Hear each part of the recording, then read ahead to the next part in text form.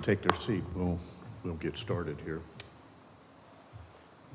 So that was my vacation.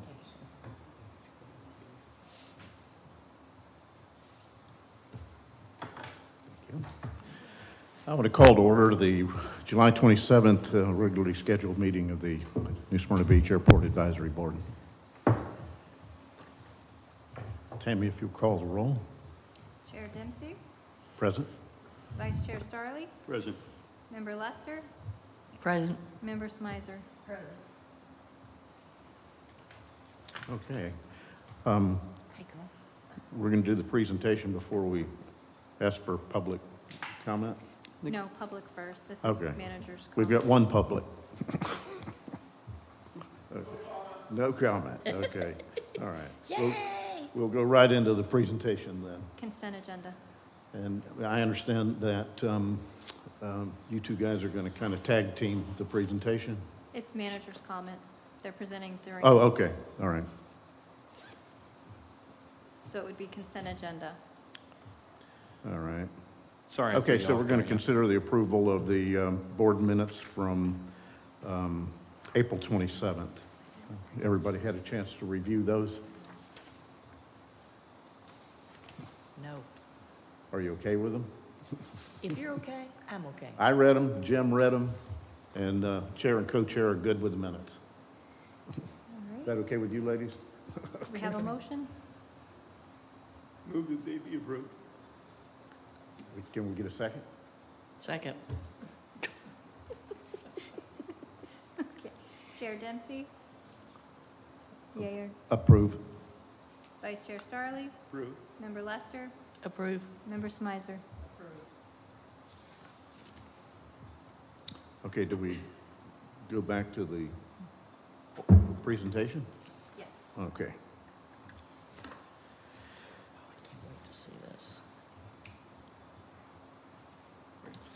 All right, everybody. Well, welcome. Glad everybody made it out today with the weather we're having. Glad to see you.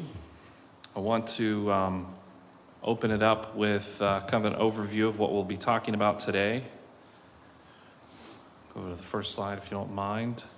First and foremost, I want to share our heartfelt and sincere condolences to the families and friends and work associates of our advisory board member, Jeff Mitchell. We were shocked and saddened to hear the news of his passing. Just about, Yeah, we do. yes. Mhm. There's concern about having a quorum? Yes, We have quorum. we have one. We, Yes. Mhm. yes, Yeah. I verified that earlier. Okay. I- Gary's actually a non-voting member, right? Correct. Okay. Yes. So Gary is actually a non-voting member, so. That's correct, but he's always voted anyway. Yeah. He and likes he's to at make it Oshkosh known. This week, so. All right, so go ahead. No, I was just going to say, I didn't have the privilege of knowing Jeff a long time, but I found him to be quiet, very straightforward. I appreciated his honesty and directness and his experience and knowledge in the industry.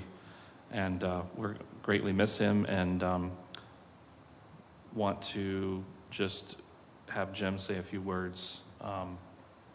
I think you got to know him a little bit better than I did. I did. I had the privilege of taking Jeff home for most of the last year or better because of his illness. He wasn't able to drive. And so after the meetings, and Gary was out a fair amount during that time. So I worked it out with Jeff, and I either drove him back to his house or I drove him back to the hangar. And we had opportunities to have some good conversation. And wow, I had such a tremendous amount of respect for the aviation maintenance professional that he epitomized. He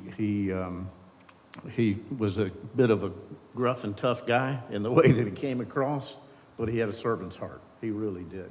I know that because I've talked to a number of folks at the airport that he assisted them. David May and I were talking the other day about Jeff coming over and helping him away his airplane after it got painted, and he just did that kind of stuff. He was just a big help that way. And So I just wanted to say from the Airport Advisory Board, at the loss of our member, Jeff Mitchell, that we lift up our prayers for his family and our thoughts and condolences to all of his friends as well. God bless him. I am not sure whether Gary knew, but I would often go over to American Aero and talk with him. Mhm. And we would talk, you know, he was good on J3s, and I would talk to him about that. And I really enjoyed going over there and talking with him. And I did that often. Good for you. And a very nice man. I liked him. Okay. Any other comments? Okay. His service is when? Saturday. At what time? We don't know yet, unless you've got an update. So, yes, so there will be a memorial service on August 5th. So not this Saturday, but be the following Saturday. And it's 10 o'clock. But if anybody's interested in going, please let me know, because I need to, okay, so you would like to go. So we'll get you the details of exactly when it's going to start, but there is going to be a service at the hangar, kind of a gathering at the hangar. But from my understanding, his sister, they're going to have spread the ashes at the beach prior to that, and there's going to be a flyover or something like that. So I will get those final details to you. She just wanted a head count on how many people she should expect. So it looks like Jim. I'm going to do my best to be there. So maybe And you're 2. coming, right? So I think maybe Us 3. 5.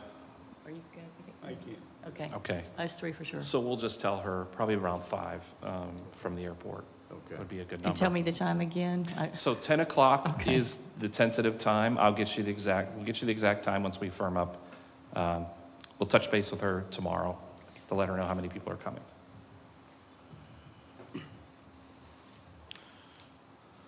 So the other items that we're going to cover is just an update on the status of noise at the airport and our efforts to meet with tenants and pilots, users, and the flight schools to follow noise abatement and the other things that are going on, including our noise workshop this afternoon and tomorrow morning. We're also going to review capital improvement projects and the status of where we stand on those, along with some of our local projects, property management update. I want to discuss a little bit about the CRA, the Community Redevelopment Act. Jacob's going to give an update on Skyfest and the plans that are coming along for that event, along with some other smaller events that we are involved with community outreach and some other business items. So we'll get right into noise. The update is the data has been completed, and tonight we're going to roll out some of the findings, although the study is not complete, but part of it is. Tonight's workshop is really geared for interaction with the community, interaction with people who want to learn more about the airport and better understand what takes place and how we go about monitoring noise, our efforts to minimize the impact that it has on the community. 2 workshops, first one beginning at 5:30 tonight at the Brannan Center, and tomorrow morning from 9 to 11. Both workshops follow an open house format, and that's really to allow for a more focused one-on-one interaction, the flexibility to review displays and other information at the pace of those who are in attendance. Myself and several other city staff members will be there, including the assistant city manager, a commissioner that represents our area, Commissioner McGurk, will be in attendance, along with myself, Jacob, and Tammy. So our goal is really to meet the community members, hear their concerns, have them share their ideas in writing as part of the study, and also to share with them the updated noise exposure map that the consultant has put together, which will demonstrate how do we compare now to previous years. Do we have that information from previous years? So that's going to be shared tonight at the workshop. Okay. Now, you say in writing, is the writing what they say, just a repeat of it, or can they do either or? Well, they can do either or. The consultant is asking people who want to submit something in writing to make it a permanent part of the record of the study itself. So that's what they're asking them, but they don't have to. We're certainly going to take their recommendations and try to listen to what everybody has to say. But there's a lot of information out there, so we prefer that somebody submit it in writing so that we have a record of it.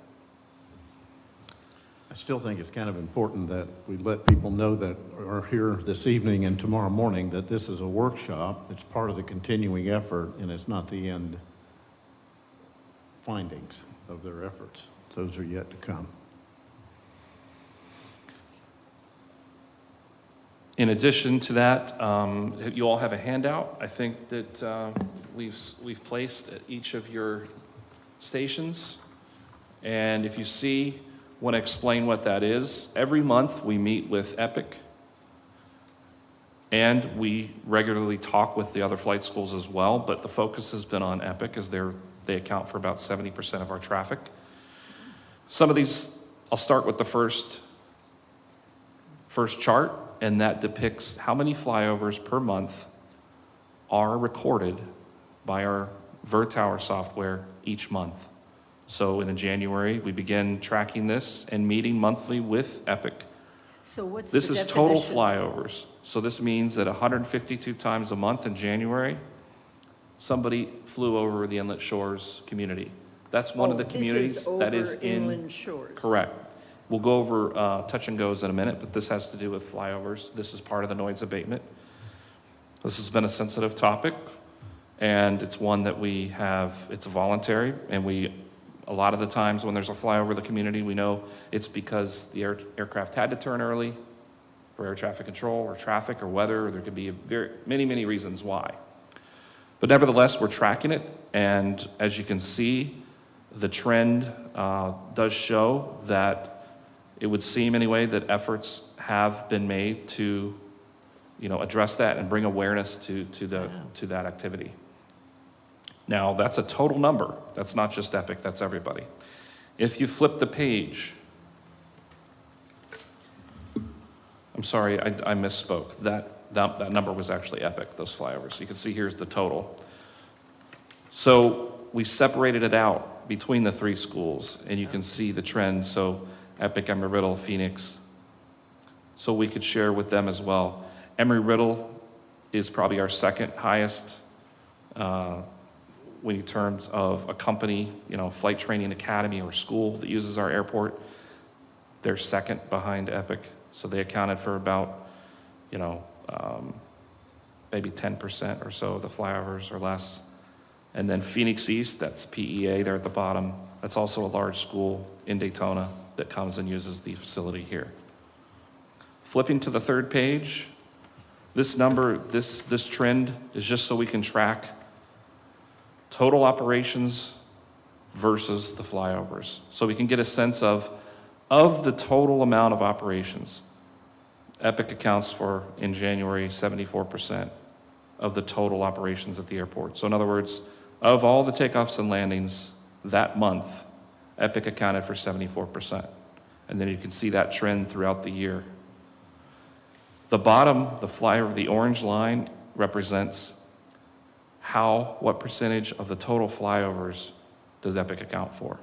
So you can see while overall their trend remains somewhat steady on how busy they are, the trend of how many times they flew over that neighborhood has decreased. And then there's a couple more pages that have to do same thing, but just showing Embry-Riddle and Phoenix.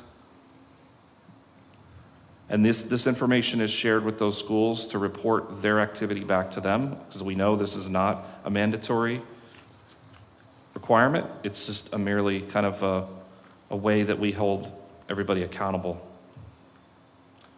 And then the last page is the top violators for the touch and go.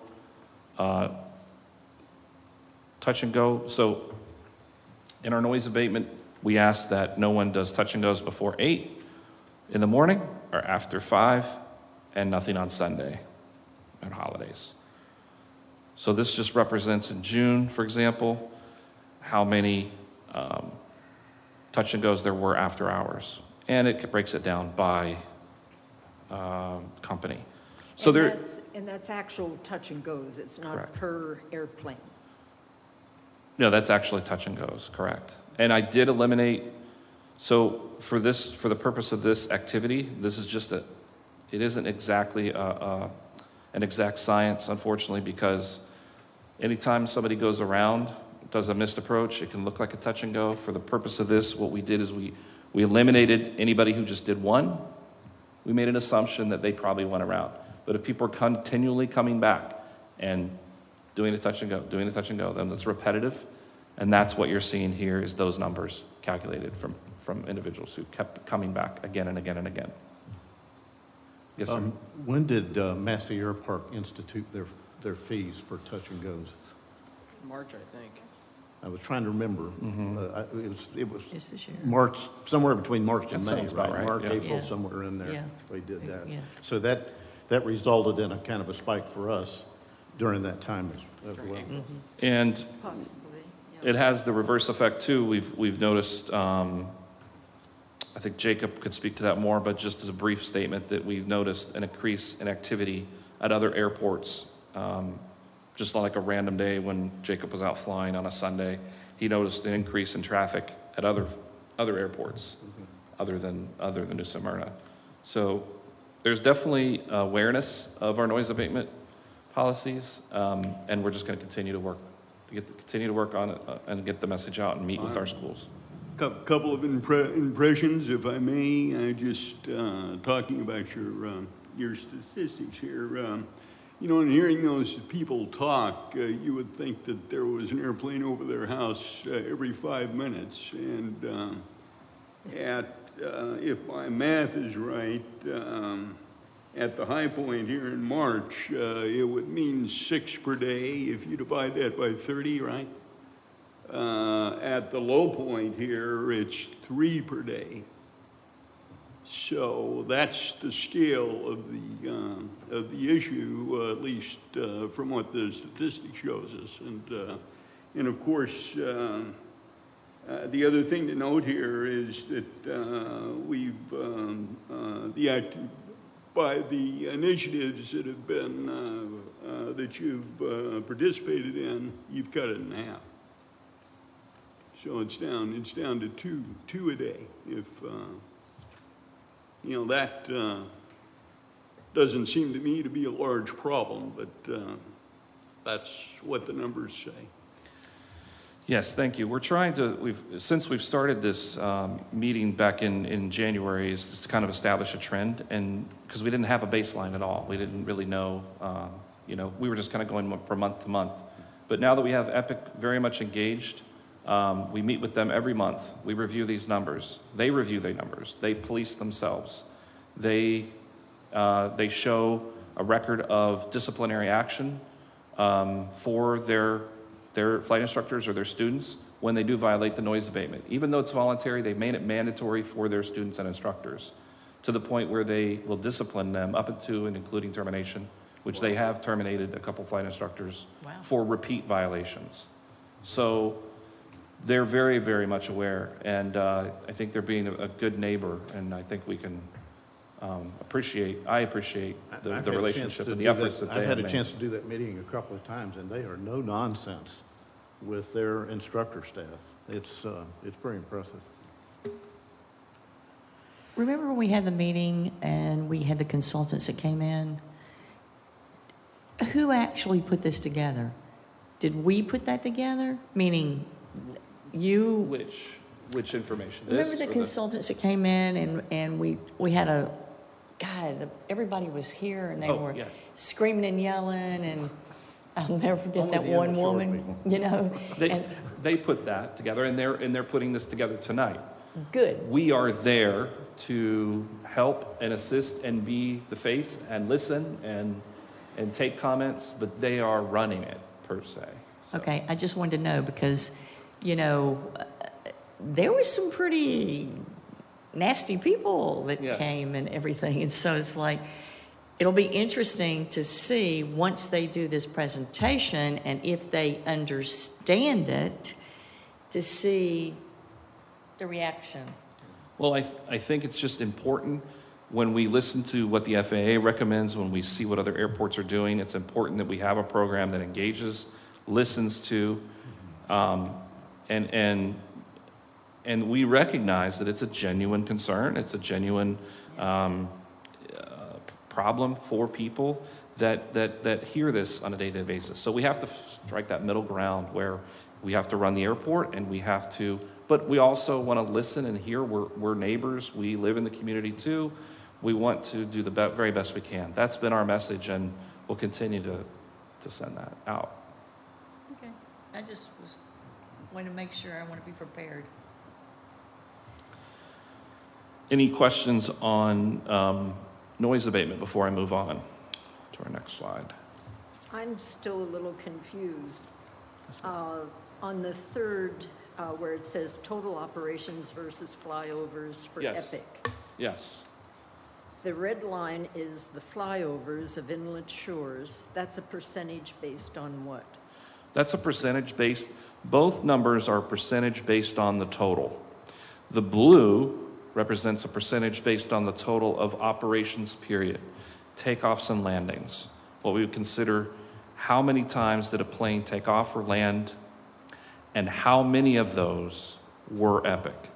So the blue line represents and states that in January, for example, 74% of all takeoffs and landings at New Smyrna Beach Airport were conducted by an Epic owned and operated aircraft. The red line, or orange line, it looks like red, represents the percentage of total flyovers. So, Of Epic. of Epic. So, 39% in January of the total flyovers in Inlet Shore were conducted by Epic owned and operated aircraft. This is still on the inlet shores. This particular diagram that she's referring to is just Inlet Shores. Correct. The whole thing? Just Inlet Shores. No. Oh. Yeah. Until I mean, we the get to whole touch and proposal's- goes. It's One of- over Inlet Shores. Oh, Yes. Okay. Yes. I That's am just trying to get my mind wrapped around the second slide where you Oh, the have second. For Epic at the top where it says the number, that's the number of flyovers. Like for January, Epic was 153, rather 52. yes. That's right. Okay, so why doesn't that blue line correspond with the red line on the next page? Because those numbers, the second slide or the second chart there is a number. It's not a percentage. So the 152, for example, in January, that's how many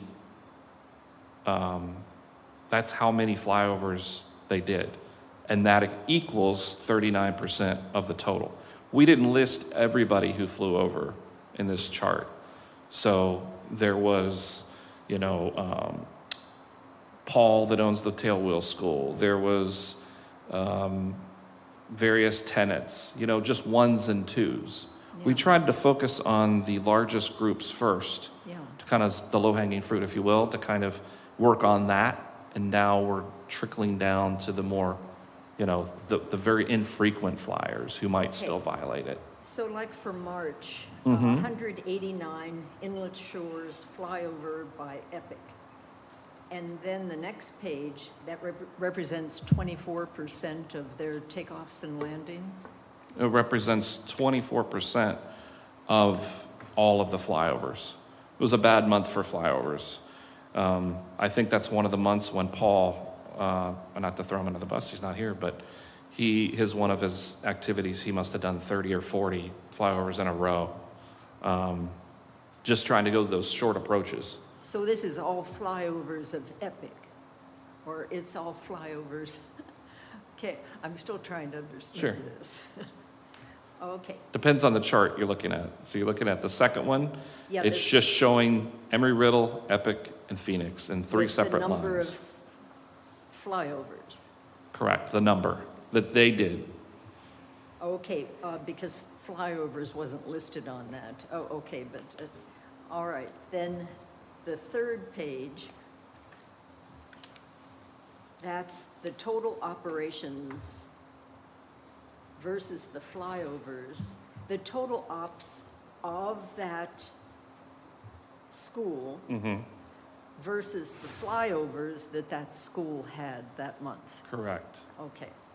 So it's, what we're trying to show is, for example, we were trying to measure how are they compared to how much they're flying. So it makes sense that if they're flying a lot, they might have a greater rate of mistakes or whatever, if you will. So we were trying to show that, hey, if their flight activity went up, but their flyovers go down, they're doing a great job. Or improving, or they're not doing so good. So it's just a check and balance. It's a way to kind of evaluate, is this program helping? Is it not? And it's still early on. So, we don't even have a year of data. So it's very early. We'll be tweaking this and continuing to make improvements. One of the items would be to make sure it's more clear, too. So thank you for that feedback. And these are going to be presented tonight? These won't, no. Oh, No. no. This is more for us. We're just going to listen to everybody, I think. The consultant No. does have a presentation, but it's more or less But it does not exhibits. include this. No, it doesn't Yeah. get into these details Okay. yet, no. On the last slide, on top violators on touch and goes, Air America sticks out with Sunday operations, which is a big deal for Inlet Shores folks. This is out of Daytona as well. Yes. Have we had any discussions Yes. with them? I talked about the operations manager. Shared this with him, and he said he would get right on it. Okay. Air America has been a little bit more tough in the past to have a dialogue with, but they did respond, and we'll kind of see how that goes and see what else it needs, what other attention it needs. Okay. But to speak to that on Sundays, I think I mentioned yesterday, but I meant to take a screenshot when I was flying last Sunday, and I'll take a screenshot next time that I see it. But when I was flying, I saw, I think, 4 or 5 Epic planes in the pattern at DeLand, and maybe the same at Palatka when I went up there, versus all the towered airports, including us, being relatively empty. We just had departures throughout the day, but no repetitive traffic. Tower, they don't enforce and say that any of these, noise abatement procedures are mandatory because they can't do that. They're not enforcement, but they do remind pilots about our voluntary noise abatement. And when I'm flying and I hear them say that, most pilots will say, okay, thanks, and they'll go elsewhere, typically to a non-towered airport. So it was pretty amazing to see that it does physically make a difference. And next time I'll get a screenshot of that from my traffic on 4 flight. On that third slide, the total ops versus flyovers, I just summed those 6 numbers, percentages for Epic for the 6-month period, and that's actually 75%. Okay, so that's significant. Yes. So that's why they're involved with their monthly noise meetings, and Right. they're the big dog. Yeah, that's why they want to get rid of the school. The people, the residents, they don't like it. But if the thing there is that, you could get rid of the flight school or anything, and somebody else would just move right in with, another flight school, or just have more traffic flying in. So I think one way or the other, you're going to have the traffic. It's just right now they're the easiest target. Well, what I said to them, I said, well, Epic pays us a lot of money. We get funds. So you take them away, nobody else comes in. Guess who's going to be paying the money? The taxes. One of the things that I think Jacob said, I'm not just repeat it too much, but want to just touch on it, is that what both of you said. If the airspace is kind of saturated, I hear the tower turning away pilots when they want to come in and they want to do flight training. Often you'll hear Embry-Riddle or Phoenix call and they'll say, New Smyrna Tower, Phoenix 568. I'd like to do pattern work, and they'll say unable, do not enter, class Delta. So they turn them away. Well, and that's largely because Epic is here in training. They would be able to come in and fly. Now you have somebody who doesn't pay rent, they don't buy fuel, and the airport would still get used.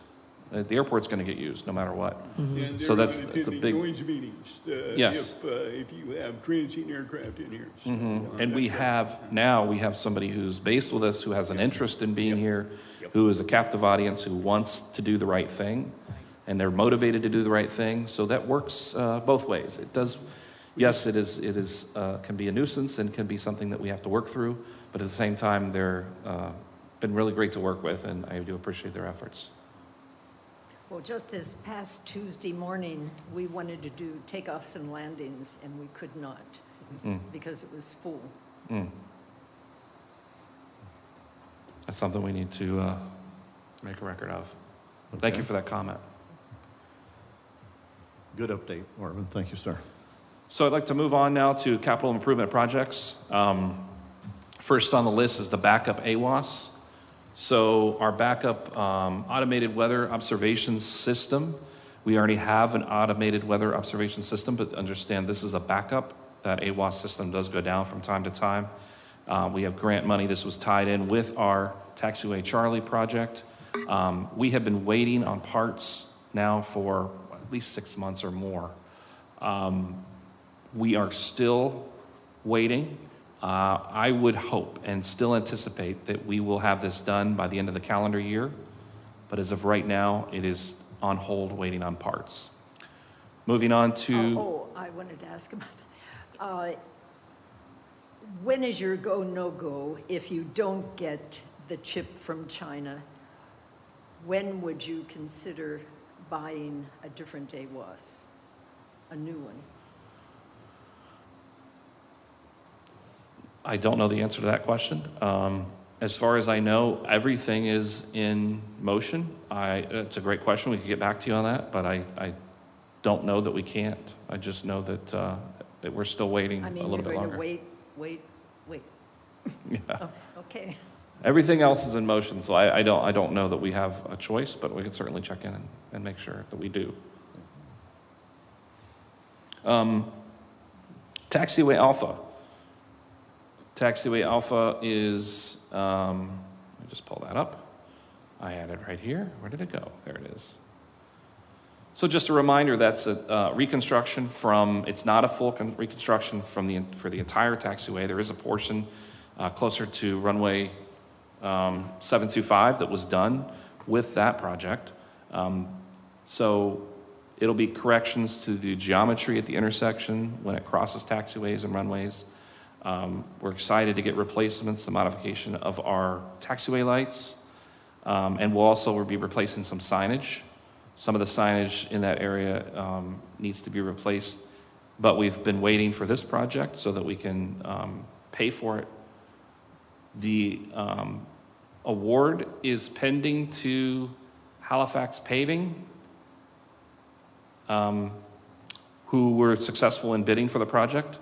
We submitted the application to the FAA back in June, and we're waiting on that approval from them, and then we can go to commission to get commission to sign off, and then we can move forward with planning the construction for that project. And we hope to be under construction sometime this fall. Have we used Halifax before? Yes, For what? runway 725. Ooh. Okay.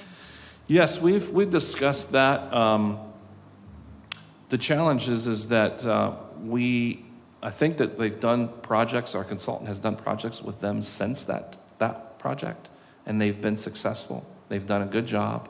So we know what's happened in the past, and we know what to look for. So we've learned those lessons, and we're hopeful that we can set the bar high to begin with and move forward. It's a challenge because there's just not that many. It's tough to get people to bid anymore. We've had a few projects that I'll share with you in just a moment. Fuel farm improvement is one. Whether they just don't bid at all or they bid so high that we have to reject it and go back out. And we've had that with a couple projects now, so including the T-hanger. So So moving on to the fuel farm improvement. So in summary, we had a bid. There was one bidder. The project has a budget of around $800,000, and I think the only bid that was returned was about $2.5 million. So not way overinflated pricing that came back to us. I think one of the items was they wanted $300,000 for a fuel tank. We're not paying $300,000 for a fuel tank. We're rejecting the bid. We're recommending to the commission that they reject the bid so that we can go back out with a different mindset. There were some items that were in the bid that we felt may have scared off some of the bidders in hindsight. One of the things that we wanted was we need temporary fuel structures so that while the fuel farm is being worked on, we can continue to provide fuel. Some of the bidders may not have felt comfortable doing that. We've talked some with our fuel vendor who can support us in that way. So I think when we go back out, we're going to try to slim it down a little bit so it doesn't scare off those vendors, because the one bid that we did get was just, I think they were just hoping they were desperate. Yeah. So it was way too high. What is the percentage that we pay? On that, out it of the is total? 80-20. So we pay 20%. So right now we have funding up to, it's around 800,000. So we would be looking at, 160, something like that. Moving on to the air traffic control tower. So this was a huge win. I don't know if you touched base with about this project in our last meeting, but this is bipartisan infrastructure law. This is 100% funded rehabilitation of our air traffic control tower. We submitted application for this, and we were one of only 2 airports in the state of Florida to be picked. 100% funded. We had 2 bids for construction. Lowest bid was from a company called Grass Creek. Our grant application was submitted, and we're, again, waiting for approval, which will then go before the commission. We have several projects like that now. We're just getting right to the finish line before we can. So I think you're gonna see a lot of things happening, I think, this fall at the airport. Taxiway Bravo rehab. This project is a little further out. However, this is going to be design. This is design first. So Taxiway Bravo and 725, runway 725 rehab. So you all may remember that we had a presentation by our consultant, I think it was in February. So it would have been 2 meetings ago, talking about how our runway ends are not in compliance. We have penetrations to the runway safety area, the OFZ, and those penetrations are preventing us from having our night approaches. I'm sure you remember that presentation and the difficult decision that we have to make about taking 130 feet of asphalt out. But we voted to approve that. This project that we're going to go into the design phase for will address that, along with Taxiway Bravo reconstruction. I thought I had updated that to show our most recent update. Where did I put that? Okay. I had somewhere in my notes and I lost it, but basically, where I did that. Okay. We got our letter back from the FAA today saying that they are ready to move forward with that and fund that project. That's a several $100,000 project to design, because not only are we doing the runway shortening, we're doing taxiway. We're also going to upgrade the PAPIs, Precision Approach Path Indicator, for both 725 and 1129, and replace the vault generator, which is very much needed. So that project is a 98% funded project. We have FDOT and FAA supporting this. We only have to pay 2% of this. So up front, our costs are just, I think, under 10,000. We're looking at, $9,500 Wow. for the design. And then when we do, of course, again, 98% funded for the construct. So excited to get the ball moving on that, and appreciate our support from FDOT and FAA very much. Taxiway, let's see, I'm up, T-Hanger F, rehab. That is, so the only reason that isn't moving, so our city commission is off during the month of July. All we're waiting on right now, we have a bid. We have a recommendation to award that bid to the vendor for that rehabilitation project. That's on the August 8th City Commission agenda for the recommendation to award. Once that is, once we have that in hand, then we can begin the process of starting to plan. We are planning to, we've just been in contact with all of the tenants in that building in the past 2 weeks, verifying what they're going to do with their plane. Are they going to tie it down? Are they going to take it somewhere else?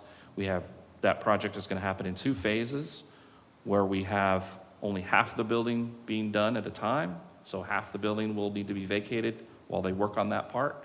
And then we have a break, giving everybody a chance to move in, and then the other side a chance to move out. And then we'll repeat the process.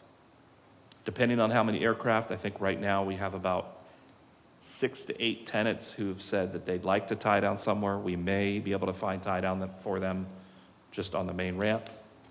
If we have to, we'll put tie downs in place. But I'm holding off on that because that's an expense. If we don't have to spend, I'd like to not spend that money.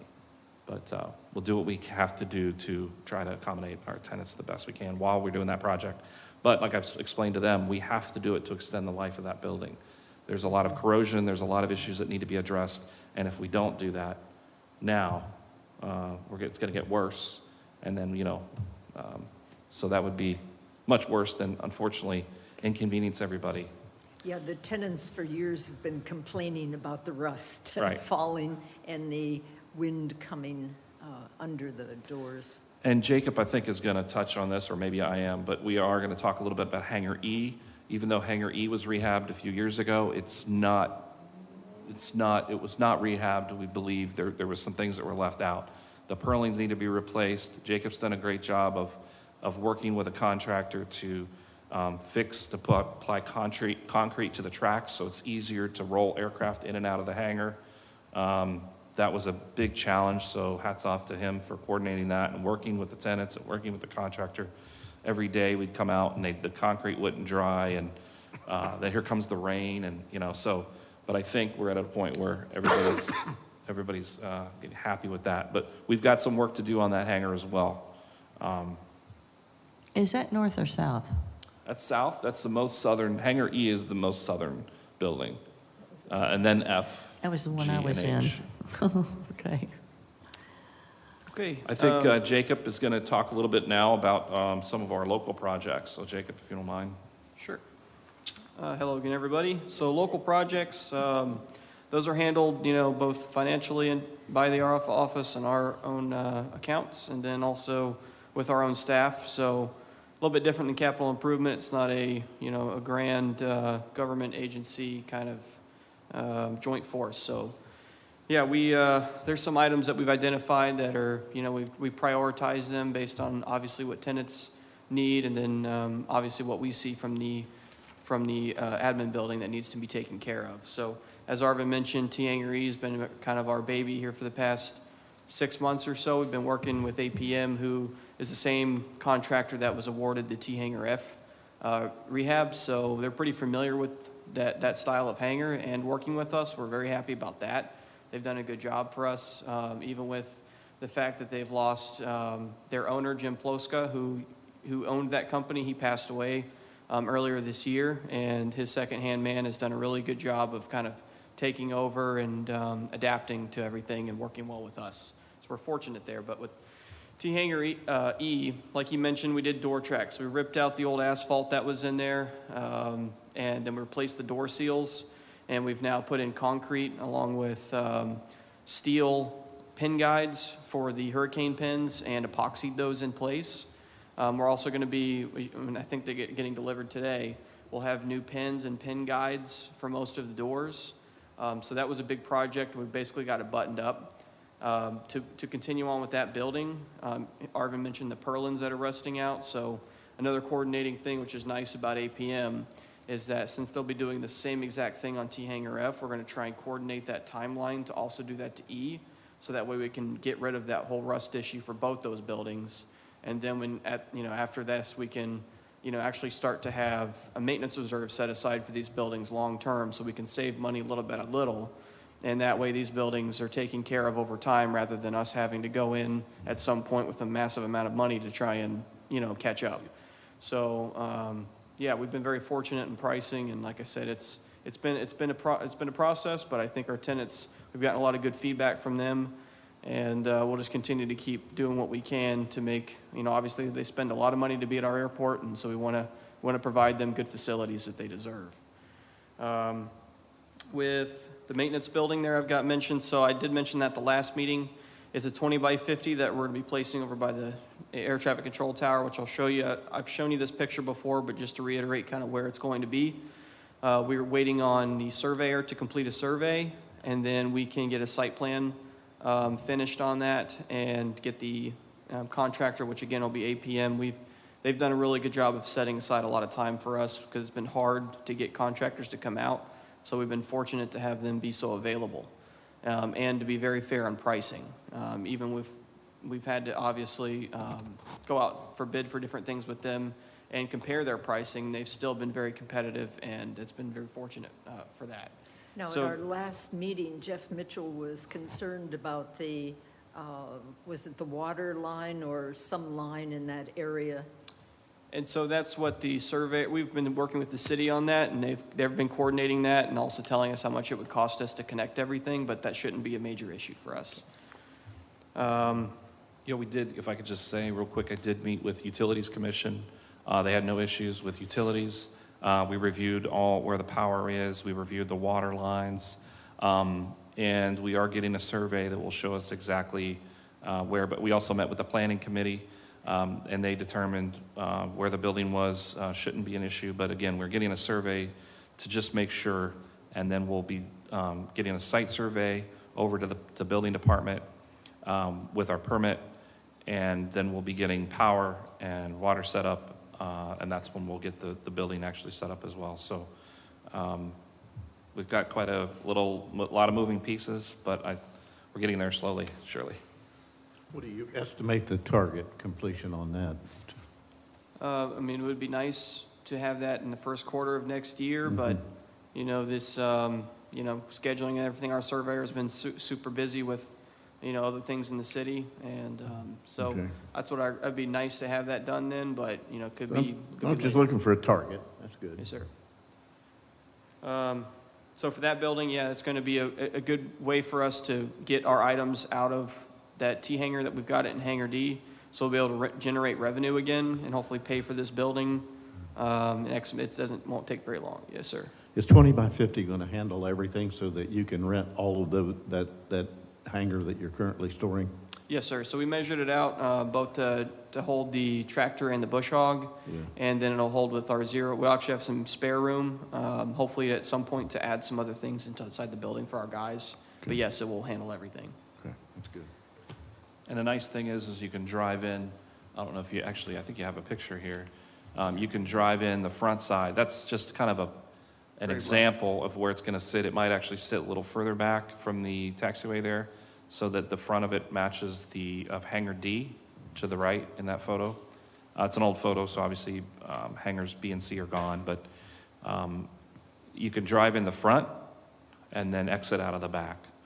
So that's going to be in our site plan, to where they won't have to back out or anything like that. It just pulls straight through with the Bush Hog lawnmower. So that's right where the cement is now? Yes, it would be just back, so that cement would almost be like a driveway into the shed. And what about that nice big tree? The nice big tree shouldn't be impacted. At worst, we think good. the worst case scenario is we might have to trim it a little, but we think that it's fine where it is. we care about trees. We don't definitely, it's a beautiful tree. Yes. Sticking with the building size just for a second, were you thinking, I'm sure, about future additional equipment there's going to be, you can house what we have now and have room for some growth for additional tractors or whatever? If we were to get another full-size tractor in bush hog, if we were to have a second, we don't really see a need for that right now. Maybe if down the road, if we do, we could very easily attach, add another building there. But this does have room for growth as far as smaller equipment. If we were to add zero turns, more zero turns to the fleet, or more generators, because obviously we have X lights that also double as generators. So maybe we get more of those. It can house all that. Okay. So we do have some room for growth. Okay, and I assume you have multiple doors, which also will allow, a greater density. So we have roll door on both long sides, I guess you want to call it, and then we'll have 2 man doors. So 4 doors total. Oh, just 2 man doors. Okay, so only on the ends could you go in and out with the machinery? Yes. That way you can drive straight through, and like he's mentioned, so it gets rid of the whole having to back the trailer or the bush hog in, because not everyone is as good of a driver as Melvin or Tom. So maybe someone down the road would jackknife it or something. So we don't want to have that happen. So that's and this building also was not outside of a crazy budget either. We were trying to strike that balance between something that we could use for a long time and not break the bank. It looks good.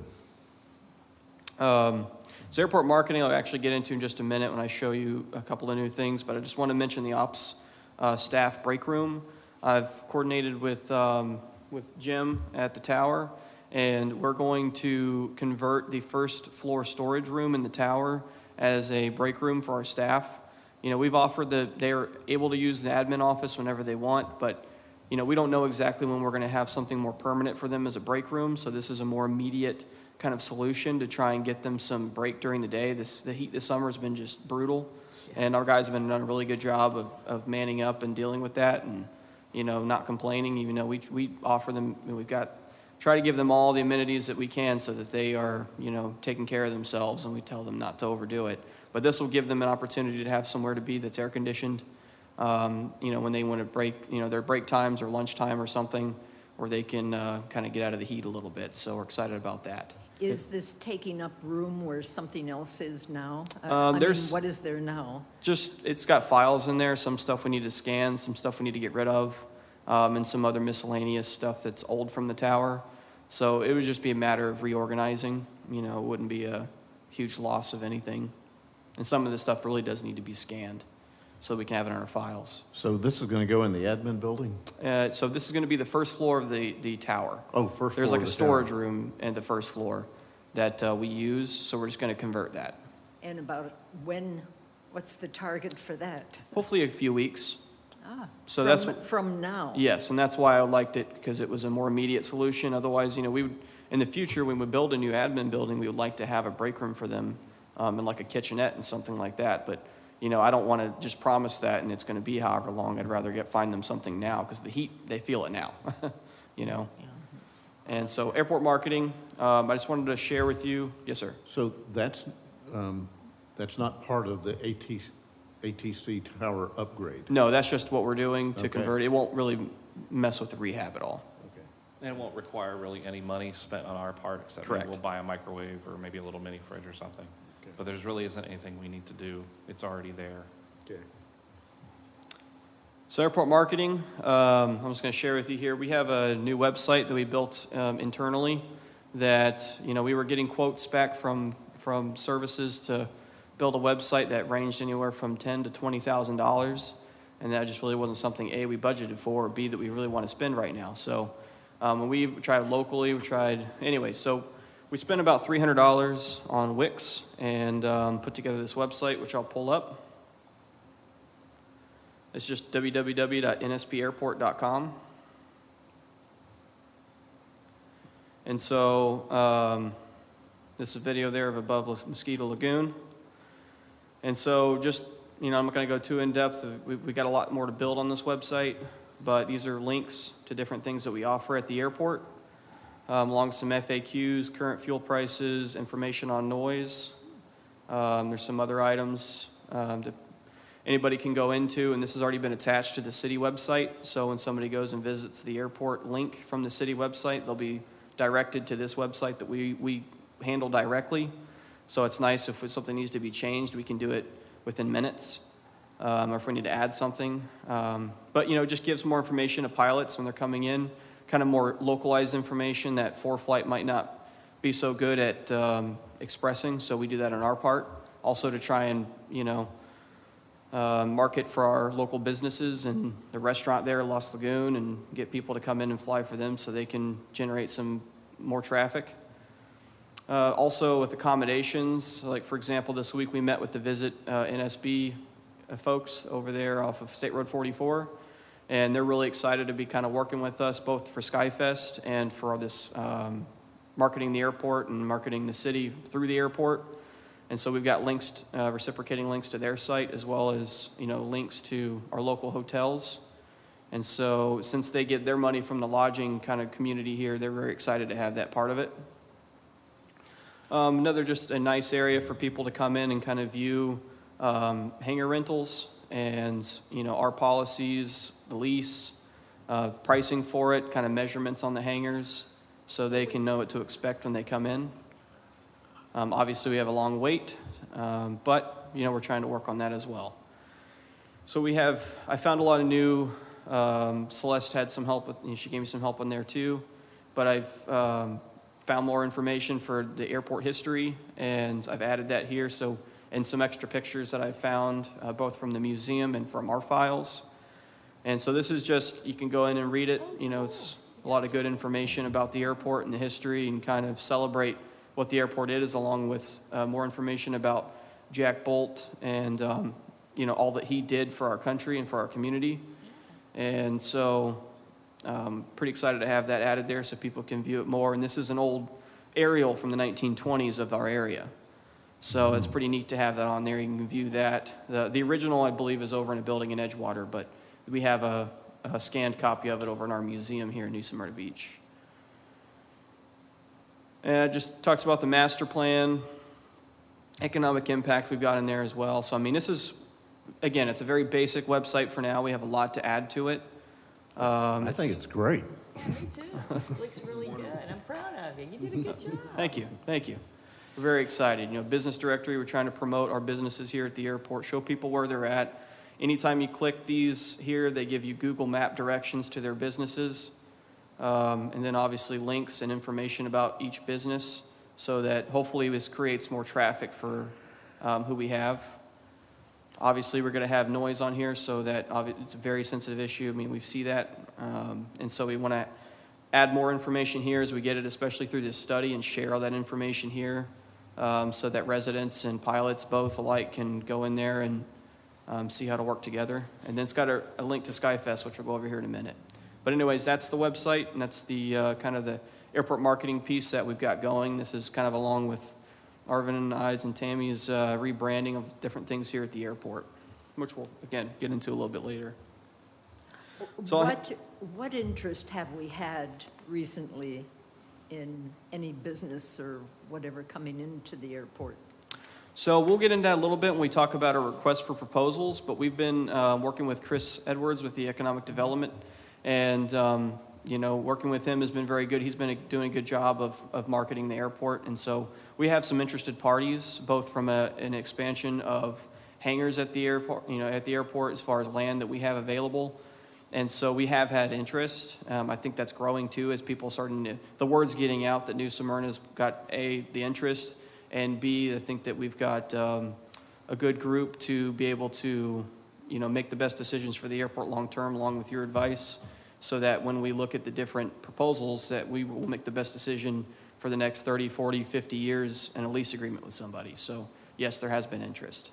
Do we have any property over there on, let me think, it would be the south side that there were some buildings over there that were blank. There was nothing in them, okay? And they actually had runway access, because I almost bought that building myself. Yeah, I know which one you're referring to. That one's going to be part of that, and that's what he'll address with this RFP when he gets into talking about that as well. Okay, because I was wondering if we could have, you know, like a hotel in that area where a lot of people, you know, they like to come in, they fly in and then put the plane and then go to the beach, you know, get a car and all that jazz. I was just curious if that was Yeah, still the in ci- the thinking, you know. He'll dive into a little bit more, but the city is accepting basically any and all proposals that someone's willing to put forth and see kind of what the potential is there. Also doing, obviously, you want to do your market research and all that fun stuff. So, but that, yes, open to many different ideas. Okay, cool. And so we'll talk about, you know, Arvin will dive into property management here and go from there. Yeah, I just want to say, I think Jacob, I really want to thank Jacob for that job, that what he's done with that website. And I know we went through it really quickly, but I encourage you all, because we have limited time, but when you have a chance to go through it and you see all the detail and the time he put into that. I know we do have maybe a few things to tweak, but I think it's what we were getting. We were getting proposals back for $10,000, $20,000 to build a website, and Jacob just took upon himself to spend some time doing that. And I just really think he did a really great job, and I just appreciate that. Awesome. Thank you. It's great to me. Fabulous. Thank you. All right, so just to update you somewhat on we recently had a audit from the FAA on our commercial leases, and they responded that they only have a few items that they want us to address. When I say leases, we're talking about non-aeronautical leases. They review from time to time our non-aeronautical leases to make sure we're in compliance. They have certain rules, certain things in our grant assurances say that we have to make sure that we're charging enough and that they're in line with the FAA requirements. Everything, they were, for the most part, didn't have any issues. There was a few things that we need to work on, and we will be getting with a few of our nonprofit organizations to just tidy up a few things that we have on their lease agreements. But for the most part, they didn't find any issues. We have adjusted our T-hanger rates slightly for incoming and new T-hanger applicants. We'll see a little bit of an increase to be consistent across the board, and we will not be increasing our existing T-hanger tenants except at, every year with CPI. But the incoming, we'll see to be more competitive with the local market, and those rates have gone into effect, and that's just about a $30, $40 increase, depending on which hangar they're going into. Credit card fees. So the city passed an ordinance. The city commission passed an ordinance a couple months ago saying that all credit card transactions that take place for the city will have a credit card convenience fee applied of 3% or $2. So one of the challenges we have is we sell fuel and we also take rent payments. So we're still working through a couple issues with those, but when somebody tries to pay their rent with a credit card, they will be charged a 3% convenience fee. They can also give us a check. And so that's another option, but if they do really insist and want to use a credit card, they can, but there'll be a 3% charge. What about the For fuel? fuel. What Or about the fuel? $2. So fuel, yeah, or $2. But in the case of rent, it's usually, it's gonna be more like $15, like if you have a $500 payment. So fuel is a little more difficult. So our fuel farms don't allow you to put a 3% credit card. It's just not something that's done. So what we're gonna have to do instead is just change the price. Anybody who uses self-serve will be, our cost that week will be the equivalent of a 3% charge. So you'll add So that your on. your cents, it'll go up a few cents. Not even hardly You're noticeable. gonna get one of the gas station signs that says cash Yeah, price. to cash credit price, right. But at the self-serve pump, there isn't really that ability. It's not manned. So there will be 3% of whatever our price is. So it will not be. It'll probably be pennies. It'll probably be 10 cents, something like that, depending on the price. Once we get, of course, it went up to $8, $9, $10 a gallon, which that never happens. But then, of course, it would be a little higher. So But with the new fuel farm, when we get it in, the price would stay the same as the old farm. In other words, when we get the extra tank and so forth, that's not going to increase the price. Well, Or will it? it's a good question, and I don't know that I wasn't prepared to talk about it, but I think at some point we do need to discuss the fact that there has never been an increase in fuel price over, since I can see. And things have gone up. Now, of course, your price goes up fluctuates week to week based on the cost. But the margin that's in place, which is 60 cents over cost, barely covers the cost and operation of the airport, much less the manpower and so while everything else has gotten an increase, there has been no increase. So I think as a business, and we have to think of it, they're running the airport as a business, we have to consider that those rates need to go up some to take into account the fact that everything else has gone up. The cost of insurance for the fuel farm has gone up. Everything has gone up. The price of what we're paying our employees has gone up. So greatly since since the ordinance was put into place, I think in, I want to say 2013. So I am working, and we'll talk more about, how we can do that, but that is something I'm thinking about and I'm concerned about, and that we, don't lose money there at What that have you fuel farm. compared to, have you gone to the? We are the absolute cheapest Over at over Largent? most airports. Most of the time, we're the cheapest. Now, there are times when we're not. If the price goes up, for example, we buy more fuel than, say, another airport. So if you price it week to week, you'll find that occasionally we're priced higher. Well, that's because we bought a load of fuel that week and the other airport Yeah. didn't. Yeah. So Okay. we're changing the price when we buy a load of fuel, because we're running almost out of fuel before we buy a load of fuel. So we want to be a little bit more conscious of that and pay more attention to that, because we need to, for just to be responsible, fiscally responsible. So What do those tanks hold? So they hold 12,000 gallons each, and a fuel load generally comes in 8,500 gallons for avgas, which is what we get the most of. We get about a load of avgas a week, and we get a load of jet fuel maybe every 3 weeks to a month. The jet fuel loads usually come in about 7 to 7,500 gallons of fuel, roughly. Do you have one particular company that comes in and does that, or do you? So our fuel supplier is Titan, which is, by the way, we'll be talking about. Well, actually, I didn't have it on my list, but their contract is up sometime after the first of the year. We're already working on a new fuel RFP to go out. That will go out in October time frame. But our fuel supplier uses various carriers to get the fuel here. Okay. And it comes from various terminals. Primarily Tampa is where we used to get our fuel, but the Tampa terminal for avgas has been down for, I don't know, at least 6 months with no end in sight. So we've had to go to Everglades and sometimes Panama City, a couple times, once or twice Savannah, one time North Carolina to get fuel. We have to get it where we can find it, or we're out. And we've come very close to being out, but we never have been out completely, although the farm has been out for a couple hours. It's been very touch and go.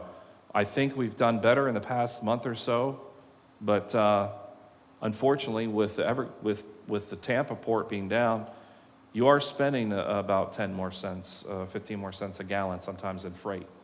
But the alternative is not to have fuel. So our staff and Tammy especially has worked very hard behind the scenes to try to make sure we don't run out and try to get the best price that we can. But supply and demand have been an issue. So. All right, so requests for proposals. Actually, if you want to go to that slide. So the RFP, about a year ago, there was an RFP that went out for area next to the South T hangars. There's a rendering that Jacob did, a nice rendering there on the left-hand side of your screen that shows a couple corporate, more executive-style hangars. There's 7 acres of property there. The RFP that was put out a year ago was not successful. We didn't really get any responses to that. We have been working to revamp that RFP with Chris Edwards, our Economic Business Development Director, to to appeal to a wider audience. That original RFP was very narrow in its scope. It said, how many jobs are you going to create? How many, we want you to generate X number of jobs. And it was very focused on economic development as it pertains to the city itself, whereas the airport has its own needs, and the airport itself, the purpose of the airport isn't necessarily the single purpose anyway, isn't to create jobs, it's to be, so the airport is used as an airport. So keeping that in mind, I've been working with Chris to revamp that and roll that back out. In that RFP will also include some other sites that are perfect for either manufacturing, which would be a non-aeronautical use, or aeronautical use, such as an executive corporate style hangar. There are going to be two sections to the RFP. One will be aeronautical and the other will be non-aeronautical. So there's 4 property locations. 2 of them must be aeronautical use. So in other words, an aeronautical use being defined as a company that needs access to taxiways and the runways. So somebody coming in and just because they're manufacturing a plane, they're not using the taxiway in the airplane, that's technically a gray area. We're really focused on users that are going to use the airfield, aircraft owners, corporate flight departments, air ambulance, things like that. And that's what it's going to be geared toward, not necessarily a crazy number of jobs being generated. And so we're hopeful that this new RFP rolls out, gains interest. Yes, we have interest, as Jacob said. We've had several organizations approach us or developers approach us and say, hey, we're interested in building more corporate style hangars or office/business space that would be more like a, what was the place in DeLand? I forget the name of that. Mustang Point. Yes, Mustang Point, which is more of a condo style where they have parking on one side, office space. So there's various ideas floating around, but we are seeing an increase in interest. So we feel that the timing is right to roll this back out, to hear from the community, the business community, on what they would like to see, what ideas they have. The committee that will be reviewing those and selecting those, I will be a member of it, but we also will have other people that we will pick. So we make sure that we have a fair, rounded off selection committee. That's something that's very important and has to be done So by this the is a city committee procurement to, standards. this is a committee for the RFP? Correct. Okay. What's the target timeline for that? We're trying to roll that out as quickly as possible within the next month. One caveat to that is that we have, there's some details that I can't share. Let's say we're exploring the idea of having some of the legwork done ahead of time. So if we, legwork meaning have somebody analyze what civil engineering would need to take place for some of these sites, how would the streets look, what would the electric look like, how big can the parcels be, how big can the buildings be. There are companies out there that do that type of due diligence to make sure that we then can turn around and give that to somebody. They include that in the RFP. So we've already kind of done your work for you to make it even more appealing. Okay. That's a decision that's being made by, I'm talking about that with the senior leadership. So that's the only thing that might delay this, because it would have its benefits to have that as part of the package. Big benefits. And it saves somebody money on the other end and also time and, so. In the picture here, to the west of those 3 large hangars, it looks like there's concrete or whatever. Is that getting close to the Menorcan ditch? Yeah, that's one of the things. This is just a conceptual drawing. That's one of the things that due diligence would help us understand is exactly what we can put there, how all that plays together. Because we have a master plan, but it doesn't go that detailed into what has to be done there. We have some best guesses, but we'd really like an engineer, civil engineer, to take a look and tell us exactly Is that front and back? I mean, like, on this picture, it looks like cars are on the back side, and there's nothing on the front side except for maybe... So the potential there would be that you would have a frontage, a business frontage, so that way somebody could come in and park and go see the business that doesn't have access to the airport. That way it would provide somebody, if they did want to put a business in, you know, they would have the ability to have street side access for, you know, customers.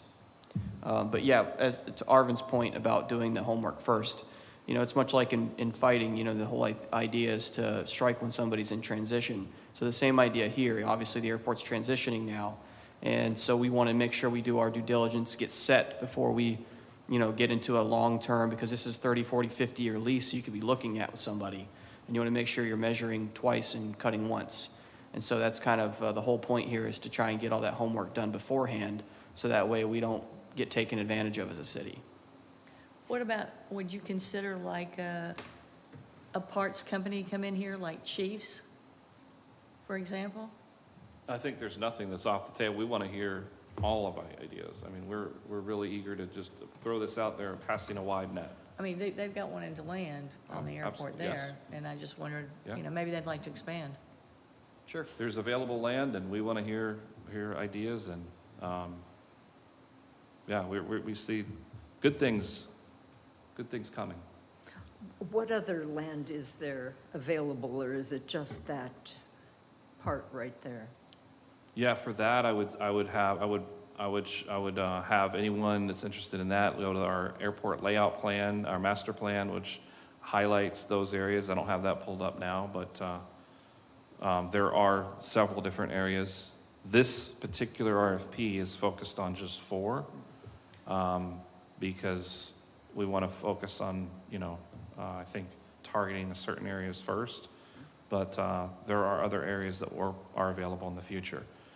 One I'll just throw out there is the area just west or just south of Epic. Used to be shade hangers. Is marked on our airport layout plan. Our master plan's been identified for large 10,000 square foot or more hangars, but it could be used in other ways. But that's a perfect fit for that, something of that style. And if you go to our website, you can see, click on the master plan link, you can view that. Anybody can view that. The public can view that, or any of you. But I'd be happy to go into more detail with anybody who would like to see that. Quickly, I know we're kind of running long on time here. One of the things, Volusia County has, as you probably all are aware, mosquito control, part of their public works, a very important operation, and their operation is based here in New Smyrna. They currently have a lease on the north side of the airfield off South Street there, depicted there on the diagram that you're showing. So kind of explain what you're looking at. The area that's got a blue dash around it, that's a rectangle. The buildings that you see on the right side of that area is currently leased. So if you split that rectangle in half, so it's just a square, the right side is currently leased. Mosquito Control has outgrown their facility. They're growing. They want to lease more land from us. The land that is just next to them, to the west of their location, or to the left on your screen, is currently just occupied by trees. They've done an environmental assessment, a tree assessment, et cetera. They would like to lease this land from us. We have approached the FAA to get their buy-in. Their feedback from us was, well, wait a minute. You've got on your airport layout plan, if you look here, you can see on the lower left hand of the screen, you can see what will be a taxiway. It's identified as a taxiway on the north side of 725. And they're stating, are you still planning to do that? Right now, we don't have a lot of demand on that side of the airfield. The real big roadblock is that part of the land that Mosquito Control would like to lease from us is still under federal obligations. And they don't necessarily view the mosquito control operation as aeronautical use.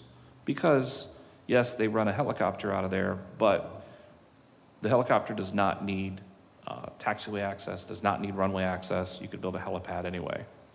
The reason I'm bringing this up to you all is to let you know kind of where we stand with our due diligence on this potential lease. If Mosquito Control, who now currently just has a 5-year lease, wants to build additional buildings on this land that they want to lease, this bigger footprint, they would want a 20 or 30-year lease. So that would tie up that land for that long. So taking that into consideration that part of the land is federally obligated, they did tell us that they would take a smaller footprint and stay within land that has been released, that we could lease to them. But, for either discussion or at a vote at a later, at our next meeting, I'd rather like to kind of hear from you all. Some of your thoughts on, I don't know how much you are aware of their operation. Obviously, they're a very important part of the county, and what they do is important work. Is it the best use of our land? That's a question that we're kind of, looking at. So any initial thoughts from you all? And this is a discussion, not a vote, but I would like to hear your thoughts So and the feedback. revenue you would get would be lease of the land and fuel for the helicopters? So no, it would strictly be a land lease, and it would be at fair market value, 12% of fair market value of the land, and that's all the revenue we would get. But that's on this. That's on the north side of the airport. Okay, so so right up here, see where the P is? That piece of property that's right there? P1? Yeah, they have a building right now there. Correct. And I'm building a house right next to that for Habitat for Humanity. Above that, you mean? No, it's actually, well, we've got that, and where you see, okay, so it's there, and then there's trees, and there's a lot of more trees there. Well, that is my property. I mean, that's Habitat's property. We've already, got the dimensions for that, and You're talking about started, in the neighborhood, right? Yes. Yeah, and I okay. just wanted to On the make other sure. side of South Street. Yeah. Yeah. Yeah, yes, I yes, just yes, want to yes. make sure, but there is a mosquito building there Already, already. Yes. It's on the corner, yes. but we're going to be right next to it. The house is going to be right next to it. Okay, across the street. Side by side, baby. Here's the thing right here, the mosquito. Oh, I see what you're saying. It's on Auburn Avenue. They have storage. Actually, I was in a meeting with them. Their intention is to move out of that. Okay, good. Yes. So Oh, that's yeah. one of the things. They would be moving out of that storage area, and I believe then they would be relocating whatever's in there Yeah. onto this new Okay. parcel. They want to be out of the residence area. Right. Yeah. See, because. I mean, I don't want to speak for them. That was just kind of a Yeah. sidebar Because I was comment. like, oh my God, Of- I'm just building that. It's in the process. We already have the plans and everything like that. We've already done the dedications with all the Mm-hmm. media and the government and all that stuff. So I'm like, Reference your lease question, I guess I have an initial impression, and that is I've always been somewhat skeptical of long-term leases of airport land or facilities that don't directly involve aviation. So that I just wanted to voice that. I guess that's my impression, first impression. Thank you. Thank you. Thank you very much. That's what I wanted. That's what I want to hear is kind of the. I'll share with you that's the FAA's position as well. That's their hesitation. Now, I have further questions into them just so I fully understand their position, but. But I really wanted to hear just kind of your thoughts, and I understand I just brought this to you. So if you want to give us your thoughts later, that's fine too. Need to look at Yes. it. Okay. I'll just go out there. So what would you use that land for if they didn't acquire it? We would continue to hold on to it for somebody in the future that would use it for aviation purposes. No one is showing up at the moment, but that when we try to map out every possible use of the airport, from now and for 20 years, and that's a hard thing to do. But nevertheless, you try to have a crystal ball, and you try to say everything that you could possibly want. Somebody before me, who had spent a lot more time at this airport than I have, identified that area as saying, hey, it would be really nice, we could have a taxiway here. So I don't want to discount that quickly without having the enough time and really consider that before we just say, well, no, we want to go a different way. Is there any risk that the ground's contaminated from the mosquito control? Well, yes, yeah. That's, There's a lot of chemicals. Yeah. okay. And they store their They do. chemicals on site. They do. Yeah, it's right there. And it's above ground. Yes. Yes. If you try to go onto the property, they have huge signs there that warn you that your life's in danger if you Right, walk yeah. on the ground. It's all fenced, yes, and, yeah. All right. Okay, good. We can all take a look at that. I'll blow that up and look at that picture bigger, I think. Thank you, and I have other documents too, if to go into further detail about, what they're planning, and also the environmental assessment they've already done on the land, the tree study they've already done on the land. It will require an environmental assessment further than what they've already done, and it will probably have to be what they call CADEX to release it, I guess, for clearing. So, just moving on. So we spoke briefly about Jacob. I know we've kind of painted a picture for you a little bit of our rebranding efforts with the website, with the economic development we're trying to do. And part of that strategy is we've considered having our own logo. We've had a company just that does a lot of design for us, mock up a couple things, which I'll share with you in just a moment. But I don't know who all's familiar with the CRA. I know you are very much so. I don't know if anybody else is. But the airport is in the CRA, and that's a county CRA. And in that master plan, it has a section about the airport economic development strategy. And one of the pieces is that it recommends renaming of the airport. Now, it's not to say we would ever change Jack Bolt Field. That's staying. But the phrase New Smyrna Beach Municipal Airport,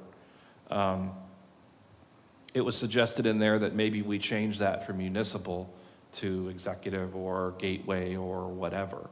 One of the other suggestions that we've looked at is that the FAA and FDOT both name and recognize the airport as a regional airport and not a municipal. So, again, not hugely important, except that it is part of the rebranding of kind of our image of how we might be seen. And so that's something I wanted to put out for discussion.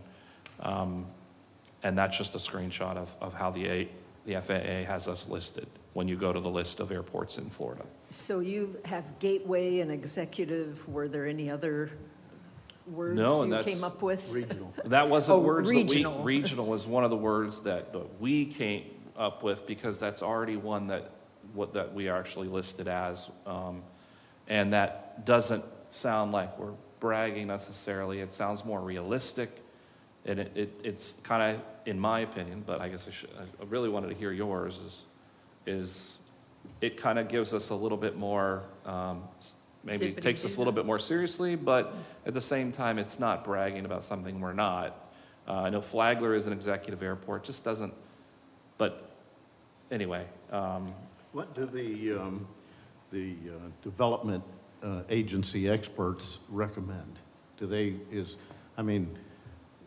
Municipal's very common, obviously, for city Yeah. airports, so. A lot. But do the development council or coalitions, or there's all kinds of groups of them around here, is this something they have energy about? Is this something that they're pushing? We haven't had that conversation. We've only had the conversation internally, and we're bringing it to you. And I think we saw it on the, like I said, the CRA.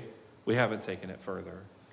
I think that was something that Rhonda had talked about, but again, I don't think it's been anything other than talk.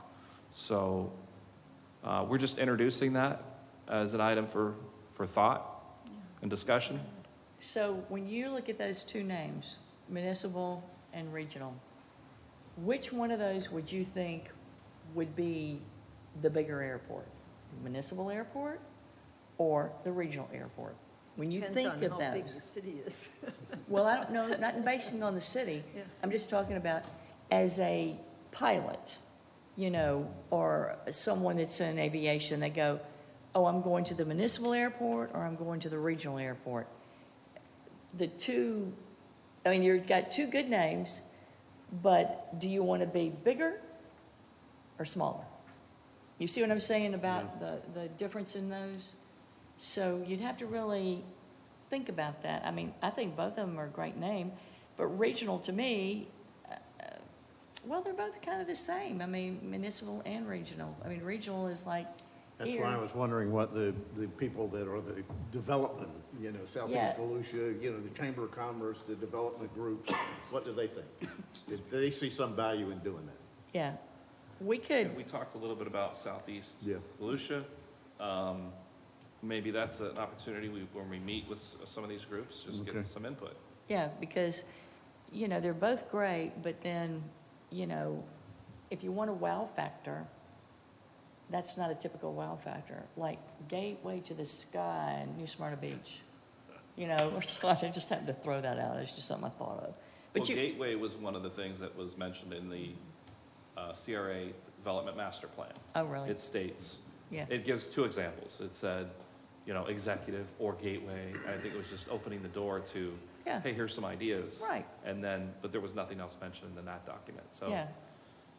Gateway to the south, you know, or, you know, So something. further discussion, but I wanted to bring it up so it's kind of on our minds and, Okay. What does EVB stand for? So back in the the wartime, it was NOLF as a outlying field of the Daytona Naval Air Station. And I've looked and looked and looked. I can't find any reason why they chose those three identifiers. It is possible to change that. There's a process for that if we were to ever change it to, let's say, for example, KNSB. But as far as I can tell, I've not seen any evidence, special reasons why they chose EVB. It could have just been like they put a button, you know, they put a thing in and said. No, I have heard it's East Volusia, and I couldn't remember what the B stood for. It might be beach. Could be. But, that you makes know, sense. Never thought of that. But yes, that for identifier, there is, if we're ever interested in changing that identifier, there is a process for it. It is possible. So just briefly touch on SkyFest here. If you want to get more information and more in-depth info on it, our next meeting is August 10th at the Epic Aviation. I call it a conference room, but really it's like a classroom they have there. Yeah. So if you want directions if you want to attend the next meeting, you're more than welcome to. It's been kind of dwindling down a little bit, less people showing up, but people still being very involved. I think we're getting more realistic to who's truthfully going to be involved in this, which I think is good. Sponsorship-wise, we did Avcon, which is a consultant that is going to be doing a lot for us. They are our first official sponsor for the event. They've given us $4,000, so we appreciate their support, and we're going to give our end on their side. I've got a handout here, if you want it, that talks about our sponsorships, and if you're talking with anybody, maybe hand it out to them if they want to be a sponsor for SkyFest. But so we're very thankful for them, and we're still working on the presenting sponsor, the main sponsor, and we still have about $46,000 to go that we want to raise. Is kind of our target, and we hope we obviously bust that number and really help us make this. There's a lot going on with this air show. We've got a budget put together. We've got Steve Clegg did a phenomenal job of putting a list together of performers. And I can give you that list actually. I'll just kind of mention a couple of them that are on here. So the Aeroshell aerobatic team will be here. Neil Darnell that has the jet truck, he'll be back. Danny Clisham, which is he's world-renowned announcer. He'll be doing our announcing for the event. So Steve's still working on his sound firm to come out and do proper sound, so everyone can hear it. And it's that's very important to have that. So Steve, like I said, props to him. He's doing a great job. Kyle Franklin, he does a solo act and a comedy act. Have you ever seen, like, he acts as like a drunk guy coming from the crowd and jumps into a plane? He'll be out there. Nathan Hammond, he does a day and a night show. We have to confirm him yet, but we're pretty sure we can make sure he can be there. But he puts about $8,000 of pyrotechnics on the airplane for the night show. I mean, it's spectacular. So really looking forward to that. Doug Litton, which is one of Patty Wagstaff's proteges, he'll be flying, and maybe Patty will fly. He'll be flying her plane, and so she might fly as well, which would be good. Gene McNeely will be there. He's got a solo T6 act. And then we got John Black in a decathlon, and we've got some parachute jumpers from Massey that'll be flying the flag in, or parachuting the flag in. So we've got, I mean, honestly, he did a phenomenal job. Steve thinks we'll have the best air show as far as our performers go in the state of Florida. So we're really trying to promote that. Obviously, that's not the only thing that's going to be at this event. You know, not everyone cares about airplanes, so we're making this a really diverse event with, you know, trying to get the carnival in place, muscle car show, equestrian, you know, Taste of New Smyrna with different local people here, and then, you know, also animal adoption, and I'll touch on that in a minute. But, yeah, so we're really going to make this a kind of a diverse event and something that you can come and spend the day at and feel like you got your money's worth and had a great time watching a lot of professional people do their best work in the sky. So Will it have any musical performers? No, we will not be offering that. In the past, that's really not done well with an air show because typically after a long day of being out in the heat, you kind of just want to go home. Even when they had Grammy Award winners here, you know, it's just not really worked out. So not this year, but we will have many things for people to enjoy that are not just aviation. But then also, like I wanted to mention, we're really trying to promote a fly-in this time. You know, obviously Sun and Fun is a week after hours, so we're thinking, you know, we'll have people come in and stop in New Smyrna, enjoy the air show before going. They can make a whole week of air show fun. You know, with hopefully our air show being more exciting on an air show performance standpoint than Sun and Fun, and they can do all their Aviation Expo items down at Lakeland. So we're really excited about that. It's going to be a good time. If you want to get more information also about that, other than the meeting, you can go to nsbskyfest.com, which has a reciprocating link to our airport website and the airport website back. But you can get all the information for Skyfest there. We keep adding stuff. So, yeah, really looking forward to that. All right. And then community outreach. So I'll mention the Sophie Circle in a minute, but the Epic's got a backpack drive they're doing next Saturday. The city of New Smyrna Beach is also putting one on at Pettis Park that same day, but we are just supporting them, so you'll see our logo on there. We're not physically really going to be there doing much, but they wanted the airport support, and they'll have their staff out there doing a backpack drive. So just something we've talked with them about. With Sophie Circle, we met with Kathy the other day, who runs that, and we're going to get her a tent, and a 10 by 20 tent for the air show to come out and try and adopt animals, bring some veterinarians out so they can speak to the public. And so that's just something we're doing to really try and, you know, connect her with more people that, you know, that can help with the animals in this area. So that's pretty exciting. Other business, so I want to commend Jim for his phenomenal work to make this happen. As you can see, there's a before and after picture of Jack Bolt's memorial there we've got out in front of the admin building, which I'll show you kind of a larger picture of the whole area in a minute. But yeah, I can't say enough how much we thank Jim for doing the footwork to get the money raised and hiring and finding the people to come out that just did. I mean, I was just amazed. I think all of us were blown away how well he did at restoring that plaque and, you know, really making it, I mean, it looked brand new, obviously. I mean, Well, the credit really goes to the Marine Corps League. Okay, they helped. The bulk of the funding for it came from the Anglers Club, and Jack was at one time the Commodore of the Anglers Club. Okay, so a lot of those guys knew him, actually flew with him locally at the airport, and so I walked around with my hat in my hand and collected everything else we needed. And, that's awesome. And Troy Shepard from AGG, he does a lot of stuff for cemeteries and state parks and things like that where of this type of bronze plaque restoration. He did an awesome job. Phenomenal. And he mentioned that if we would like for him to come back and do a refresh on it for the air show, Oh, that Skyfest. would be very cool. Yes, that would be So great. keep that in mind, make Yeah. that, put that on your list. He will be glad. He said he'd run back up here and do a quick refresh of it too. Excellent. For the air Very, show. very nice. Okay.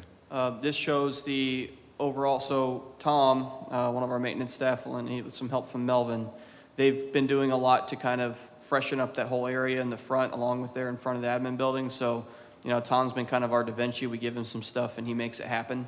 So a lot of, we want to commend him and Melvin both for doing a lot of work, and then Noy for doing it, for maintaining it. So really our staff's done a great job at sprucing up as much as we can that old building. So we really looks appreciate awesome. their effort. It looks Yeah, awesome. I'd like to just say real quick that really thank you to Jack Bolt, Robert Bolt's son, who stopped by and said something, and we were a little bit ashamed that we needed to take better care of that area. So we want to thank Robert and for his bringing his attention to this area. When Arvin mentioned that comment that Robert made about that, I went nuts. I jumped straight up, and that's when I went off on a tangent and got this done, so. Yeah. Looks great. So group effort. Thank you so much, Jim. So just something that happened recently on June 20th of this year, so obviously not long ago. We had a pretty nasty lightning storm come through, and just, seems like this is an annual thing for us now. On June 20th, we had a lightning strike hit that took out the traffic control, entry control switch, tower manager's computer, our fire alarm panel, pilot controlled lighting, which is still noted out, the beacon, which is now operational, but we still can't control it from the tower cab. AWAS has got some things that are still out. And then the generator controller, like its main controller, along with the automatic transfer switch and a GPS clock. So of those items, most of them are back together and operating properly. We've got Genset coming out next week to finish the automatic transfer switch. So when we lose utility power, it switches over to generator automatically. Right now we have to do it manually, which is frustrating. But we do have a backup in the event that something happens. For the entry control system has been fixed. Tower manager's computers have been replaced. And this is being done through insurance that we're coordinating. Fire alarm panel's been replaced. Pilot control lighting, it's just not working really because you can't control anything from the panel in the tower. So that's our main problem right now, is we have to get the guy that designed it from California to come out. He came out, ended up getting COVID, had to go back. So now we're waiting on him to come back to fix and finish this panel so we can get our beacon control and our pilot control lighting back online. AWAS has still got some items out that we have our contractor working diligently on. I think he's got about one more part to replace, and we should be back online with that.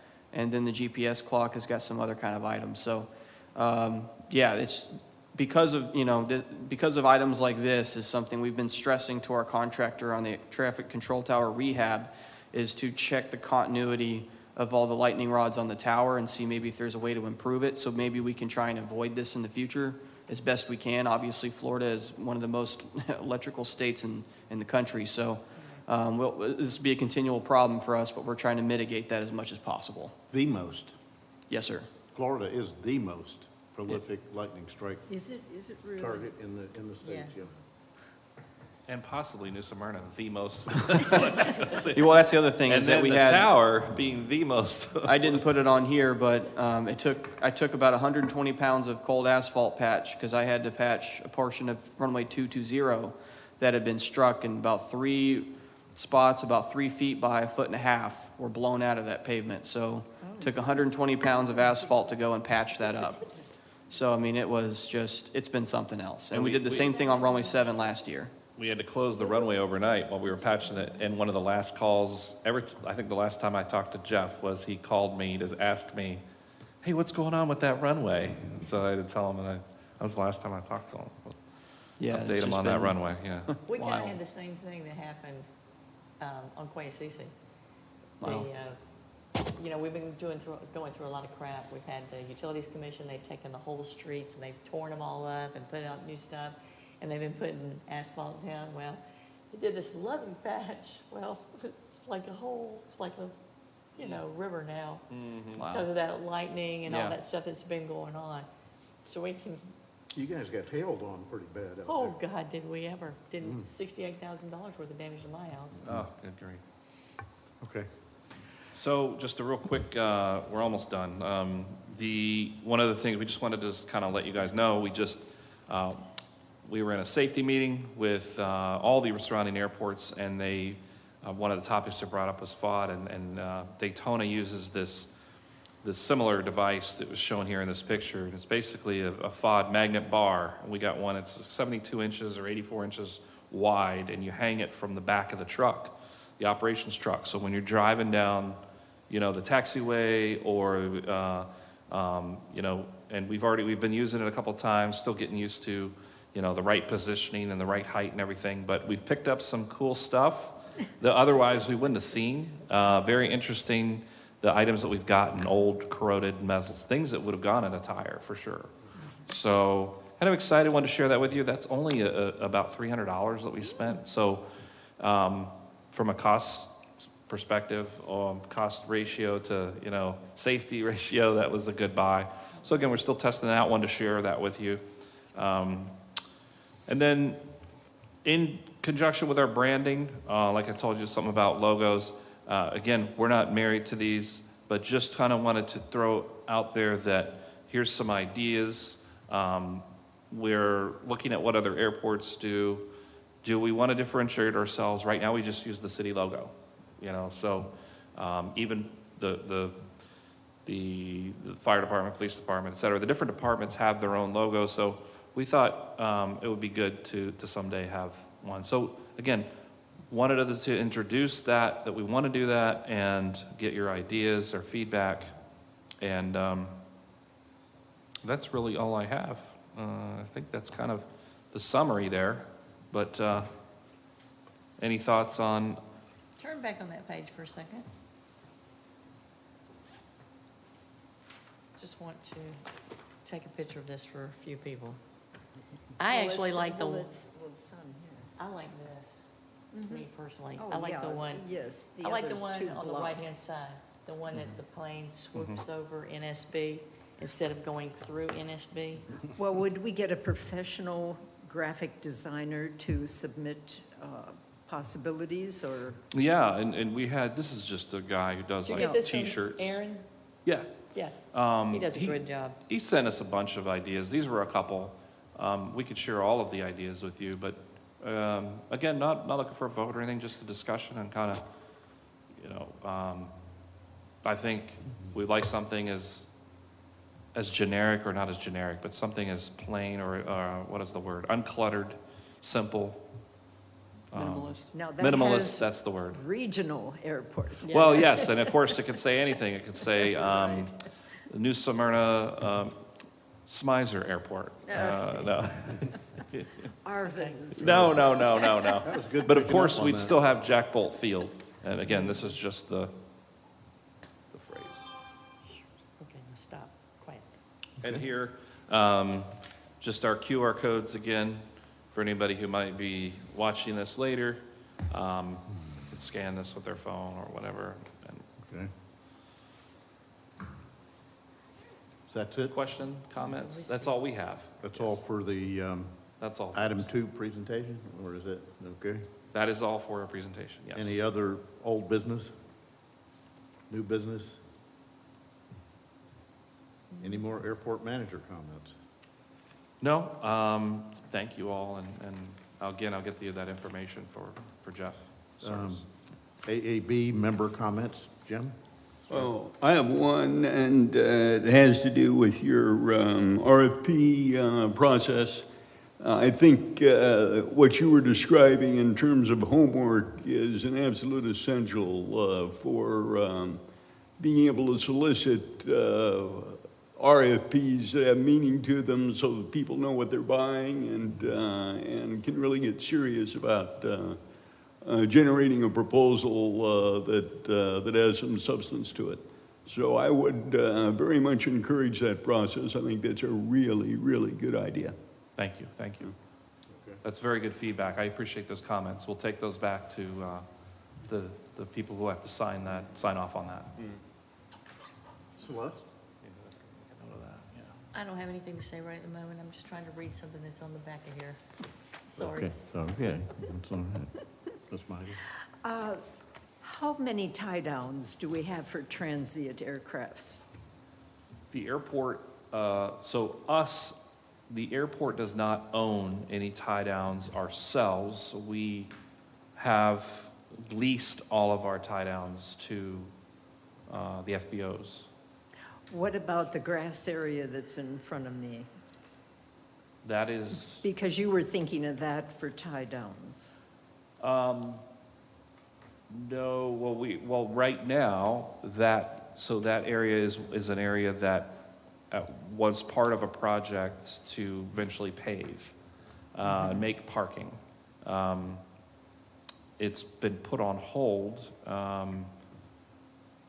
until we can determine the best use. There's some moving parts to that, but I was thinking about putting a few tie downs down at by the south T hangars for those folks while they were out of their hangar while we were rehabilitating their hangar. Well, So I guess the short answer is we don't currently have any. yeah. Well, I was thinking the more tie-downs you have, the transient aircraft come in and of course then they refuel. So that would bring, fuel sales up. Right, so having tie down space there adjacent to the self-serve fuel farm? Okay. But also to mention on that point, the self-serve, we don't sell enough volume for that right now, which obviously we want to try and boost to your point. But most of our profit would come from the FBOs that then resell the fuel, and they buy bulk, especially the flight school, obviously. They've been buying more fuel, I think, than ever this year. And so we've been getting most out of that. But as far as our right now, until these rates potentially go up, we're only making a few cents on the gallon sold. I mean, it's not much. Okay, so it's not as profitable as... Correct. Okay. I just went back and was reviewing the couple of action items I had starred.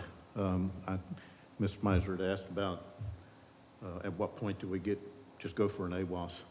If we keep beating this thing and turning, we try and fix one thing and another thing pops up, at some point, we have to have kind of a line in the sand out there that says we're going to have an AWAS. Okay, so you guys kind of owe her an answer back on that. And I think we all owe you some feedback on the mosquito control property question. Is that the best use for that piece of property? And should we consider that additional expansion? So I think each one of us needs to think about that a little bit and then get back to you. Sounds good. Okay. And also on any branding ideas as far as, Branding. but we'll take that up, I guess, with maybe Volusia Yeah. Economic Boards and Okay. logo. Otherwise, it was an excellent presentation that you two did that Tammy probably put together and Jacob. And so thank you so much for all the time and effort in that. Thank That's you. good. Proud of you. So are any of the board members going to be able to go to the Brennan Center this I evening am or going tomorrow? tonight. Yeah, I'm going. I'm going to try and go to both of them. So Thank you so much. We'll see how that works out. I'm going to try and Yeah, go to both of I them. have to check the phone call. I had like 25 phone calls, so, Okay, all right. but I'm planning on it. Thank you. all Okay, very much. our next meeting is November the 2nd, and that's a changed date from what it originally was on the schedule that Tammy gave us at the beginning of this year. So make a note to change your calendars to November 2nd. And with that, we're good to adjourn. Thank you.